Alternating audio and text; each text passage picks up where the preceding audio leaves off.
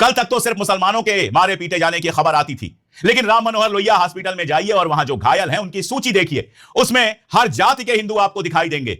तो नरेंद्र मोदी अब सिर्फ मुसलमानों को नहीं मारते हैं, हिंदुओं को अपने घर में बैठकर नोट कर लेना चाहिए कि वो भी विरोध करेंगे तो उनकी भी वैसी ही बर्बर पिटाई होगी। देश अब प्रधानमंत्री मोदी जी के हाथ में सुरक्षित नहीं है। देश अब प्रधानमंत्री मोदी जी के हाथों से संभल नहीं पा रहा है। बात यह है, जब हमने ऐसे वीडियो देखे कि लड़कियों के कपड़े फाड़े जा रहे हैं वहां पे, ऐसा तो माहौल देश ने कभी नहीं देखा। और से इस वीडियो को देखिए, एक पैर का जूता गायब है, निशान है, कपड़े गंदे पड़े हुए हैं, नाक पर खून का निशान है। देश के नेता विपक्ष के साथ यह व्यवहार किया नरेंद्र मोदी की सरकार और अमित शाह की पुलिस ने। और बता देना उसको कि हम जान बचा करके वहां से आ गए, यानी किसानों का ना मिलना था, आतंकवादियों का मिलना था। संसद भवन में छात्र पहुंच रहे थे, गजब भागे। उसके बाद अंबानी जी का चैनल सबसे आगे आया, उसने बताया कि सुरक्षित निकाल लिए गए, जैसे कहीं फंस गए थे, रेस्क्यू करके निकाल लिए गए। दिख रहा है, मुंह से दिख रहा है हमें, मुझे और आपको, पैनल में जितने भी है सारे, कि वो पुलिस वाले नहीं थे। उनको लाठी किसने पकड़े? देश के नेता विपक्ष राहुल गांधी को घसीटा गया, पुलिस वालों ने उनको घेर लिया। राहुल गांधी ने यह डिसाइड किया कि वो प्रधानमंत्री के घर के बाहर धरना देंगे। उन्होंने सीधे तय किया कि प्रधानमंत्री को चुनौती प्रधानमंत्री के घर के सामने देनी होगी, लेकिन यह नौबत आई क्योंकि विपक्ष के नेता को प्रधानमंत्री के घर के सामने बैठना पड़ा। यह नौबत इसलिए आई क्योंकि संसद के अंदर संसद को चलने नहीं दिया गया, संसद में इस मामले पर बहस होने नहीं दी गई।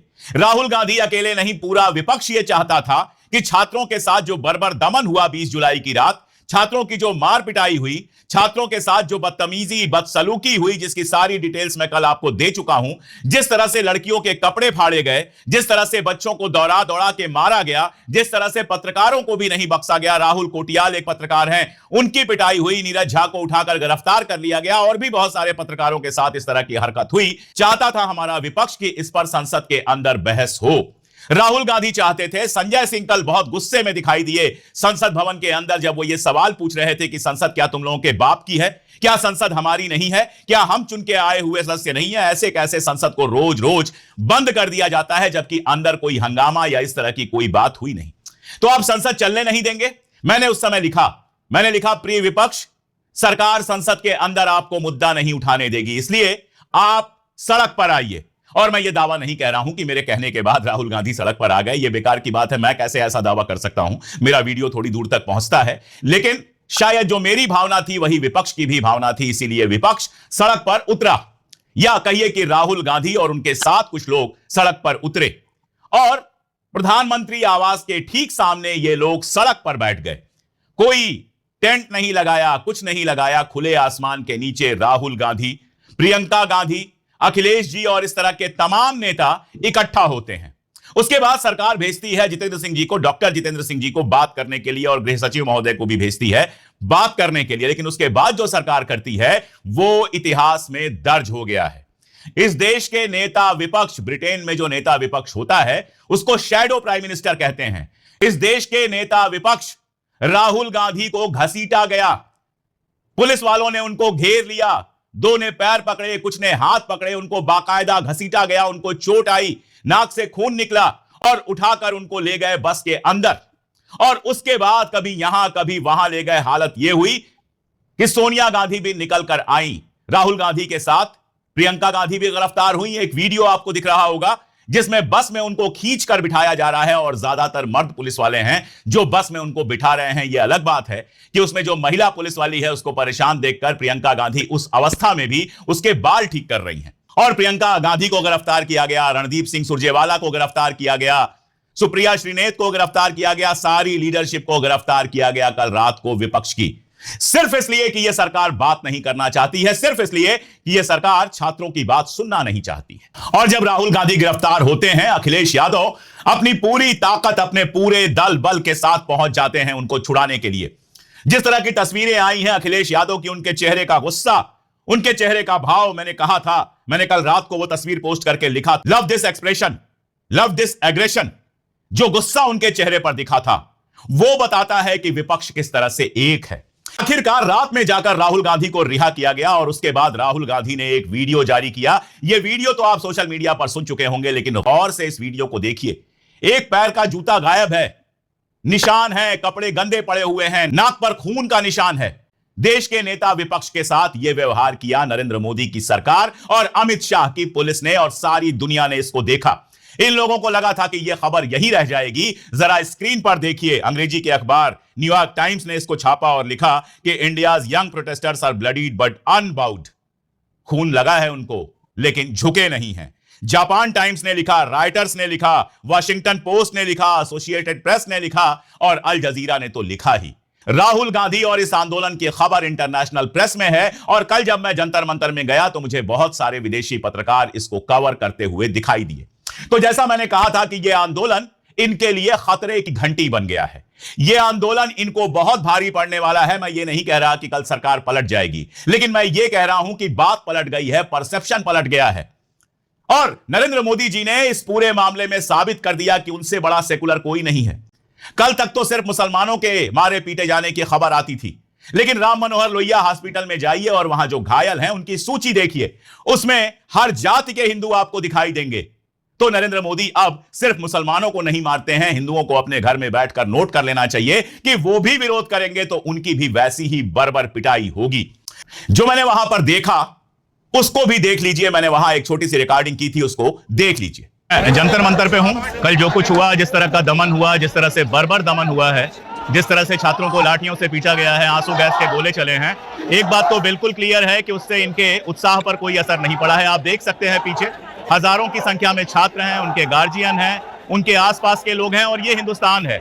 ये हमारे अपने बच्चे हैं जो सड़क पर आए हैं अपनी परेशानियों को लेकर। इनको दबाने की जो कल कोशिश की गई थी वो शायद सत्ता ने इस अहंकार में की थी, इस घमंड में की थी कि लाठियों से डर के ये नौजवान बच्चे भाग जाएंगे, लेकिन उनको पता नहीं है कि शोर कितना भी मचा लो, लाठियां कितनी भी चला लो, जो युवाओं का उत्साह होता है वो कभी दबता नहीं है। जिस ओर जवानी चलती है उसी ओर जमाने को चलना पड़ता है। आज का उत्साह बहुत साफ बता रहा है कि ये आंदोलन लाठियों गोलियों से दबने वाला नहीं है। ये छात्र, ये युवा, ये बच्चे कुछ ठान के आए हैं, अपनी पीढ़ी की लड़ाई लड़ने के लिए आए हैं। ये लड़ाई लड़ेंगे। बेहतर होता कि सरकार ये समझती, आती, इनसे बात करती, इनके सवालों के जवाब देती। अगर इसी अहंकार में सरकार डूबी रहेगी तो फिर उल्टी गिनती कभी भी शुरू हो सकती है। हर तरीके के छात्र वहां पर दिखाई दिए और जो उनके हाथ में पोस्टर बैनर हैं, उन पोस्टर बैनर्स को आप देखेंगे तो सर पकड़ लेंगे। लोग लगातार कहते रहते हैं कि आज की पीढ़ी बड़ी खराब हो गई है, लेकिन वहां जाकर मुझे लगा कि यह पीढ़ी तो हमारी पीढ़ी से बहुत शानदार है। मतलब हंसी मजाक के पोस्टर, एक लड़का वहां पर था, उसने पोस्टर लिया हुआ था कि my ex and Modi both are heartless, यानी मेरी एक्स और मोदी दोनों के पास दिल नहीं है। विजुअल्स आ रहे हैं, एक तरफ जहां राहुल गांधी का खून देखने के बाद कांग्रेस पार्टी के कार्यकर्ता सड़क पर उतरे हैं, वहीं दूसरी तरफ देश के अलग अलग राज्यों में, अलग अलग जिलों में यूथ का भी प्रदर्शन शुरू हो गया है जो गैर राजनीतिक है। साफ तौर पे कह रहा हूं, वो किसी राजनीतिक दल के साथ नहीं बल्कि सीधे तौर पर यूथ खुद जो है प्रदर्शन कर रहे हैं। इस तरीके की खबरें, इस तरीके के विजुअल्स लगातार पहुंच रहे हैं, लगातार आ रहे हैं। इस बीच में सरकार के रवैये पर भी सवाल उठता है। जिस समय राहुल गांधी प्रधानमंत्री आवास पर धरना देने पहुंचे तमाम कांग्रेस के नेताओं के साथ, उसके बाद जिस तरीके के वहां पर हालात हुए, जिस बर्बरता के साथ राहुल गांधी को घसीटा गया, मार पिटाई हुई उनके साथ, उनके नाक से खून निकल गया, इस तरीके की परिस्थिति हो गई। और उसके बाद सरकार के इशारे पर पुलिस ने उनको वहां से गिरफ्तार किया, गिरफ्तार करके उनको डिटेंशन में भेजा गया। ये सारी चीजें हुई और ये इन सारी घटनाक्रमों पर बहुत सारी बात हुई थी। लेकिन सरकार का असल रुख क्या है, सरकार क्या करना चाहती थी और सरकार की नजर में इस देश के लोग, इस देश के युवा, इस देश के छात्र क्या वैल्यू रखते हैं, क्या हैसियत रखते हैं, इस बात को बताने के लिए एक ट्वीट पास की है। और वो ट्वीट धर्मेंद्र प्रधान की तरफ से आया, उस धर्मेंद्र प्रधान का जिसके इस्तीफे की मांग लगातार हो रही थी। नीट में इतना बड़ा घोटाला हुआ, इतना पेपर लीक हुआ और फिर उस पेपर लीक में जिस तरीके की खबरें आई, जिस तरीके की एजेंसी शामिल रही, तमाम सवालों के बावजूद धर्मेंद्र प्रधान का अपने पद पर बने रहना ये बहुत बड़ा सवाल था। और उसी धर्मेंद्र प्रधान ने राहुल गांधी के प्रदर्शन पर राहुल गांधी को निशाने पर लिया और साथ में बेहद धर्मेंद्र प्रधान राहुल गांधी के उस प्रदर्शन को जो है वो शर्मनाक प्रदर्शन बता रहे हैं। राहुल गांधी के धरने को वो शर्मनाक प्रदर्शन बता रहे थे। असल में उनके निशाने पर राहुल गांधी नहीं बल्कि वो तमाम प्रदर्शनकारी हैं, वो तमाम आंदोलनकारी हैं जो इस आंदोलन में हिस्सा ले रहे हैं। तो खतरा हर जगह रहता है, कहां नहीं रहता है। प्रधानमंत्री जी पंजाब गए, किसानों का एक मामला था, चंद किसान मिलना चाहते थे, उसके चलते वो इतने खतरे में आ गए कि दिल्ली पहुंचने के बाद उन्होंने मैसेज करवाया जो है पंजाब की सरकार को कि भैया बता देना उसको कि हम जान बचा करके वहां से आ गए। यानी किसानों का ना मिलना था, आतंकवादियों का मिलना था। संसद भवन में छात्र पहुंच रहे थे, गजब भागे, उसके बाद अंबानी जी का चैनल सबसे आगे आया, उसने बताया कि सुरक्षित निकाल लिए गए, जैसे कहीं फंस गए थे, रेस्क्यू करके निकाल लिए गए।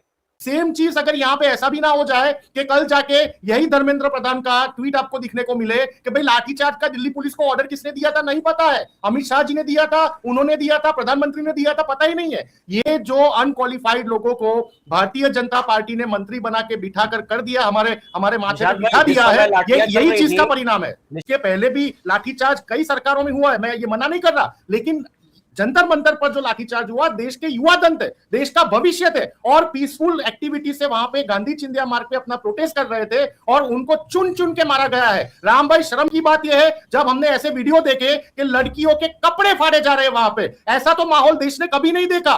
जो भी युवा, देखिए ये कोई पार्टी का आंदोलन नहीं था, मैं स्पष्ट बोल रहा हूं, कांग्रेस के प्रवक्ता के हिसाब से रिस्पांसिबिलिटी स्टेटमेंट दे रहा हूं, ये कोई पार्टी का आंदोलन नहीं था, ये युवाओं का आंदोलन था। प्रधानमंत्री मोदी जी बार बार बोलते हैं हमारा देश युवा देश है, फॉरेन में जाके, विदेश में जाके बोलते हैं हमारा देश युवा देश है, युवा धन की वजह से भारत का प्रोग्रेस हो रहा है। यही युवा धन के ऊपर किसी का हाथ तोड़ा, किसी का पैर तोड़ा। आप देखिए ये युवा धन जो वहां पे जंतर मंतर पे थे, राम भाई, मैं ये फोटो लेके आया हूं, बार बार जब हम ये देखते हैं हमारी आंखों में आंसू आ जाते हैं। ये 20 से ज्यादा युवाओं ने जो सुसाइड की है, यही नीट की धांधली की वजह से। जब दफ्तर में काम नहीं हो रहा है, जब संसद में काम नहीं हो रहा है, तब जाके मजबूरी में विरोध पक्ष को जाके प्रधानमंत्री को आईना दिखाना पड़ता है, उनके आवाज पर जाके धरना प्रदर्शन करके। और देश के लीडर ऑफ ऑपोजिशन को आप देखिए इस तरीके से उठाया जाता है जैसे कोई आतंकवादी हो, युवाओं को ऐसे मारा जाता है जैसे कोई आतंकवादी हो। देश में, यही देश में किसानों के आंदोलन में 700 से ज्यादा किसानों ने जान गंवा दी, तब जाके 3 काले कायदे कानून वापस लेने पड़े यही सरकार में। आज देश का युवा रोड पे, आज देश के किसान रोड पे, देश की महिला रोड पे।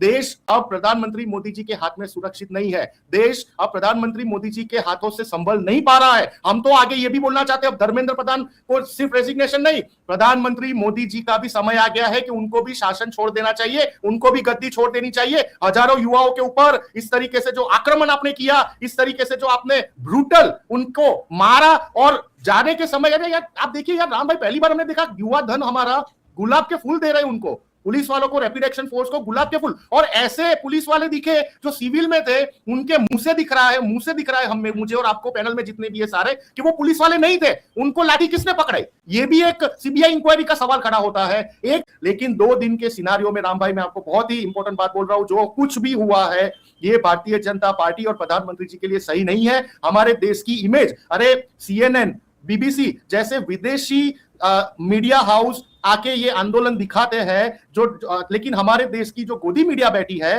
वो सिर्फ और सिर्फ भारतीय जनता पार्टी, धर्मेंद्र प्रधान, इन सब के गुण गाते हैं। धर्मेंद्र प्रधान में एक 1% भी अगर उनमें हिम्मत है तो अपनी गद्दी छोड़ दे, वरना कांग्रेस, सारी विपक्ष की पार्टियां ये मुद्दे को आगे लेके जाएंगे। संसद में जब तक ये मुद्दे का आंसर नहीं मिलेगा, तब तक कोई भी बिल पे चर्चा नहीं होगी।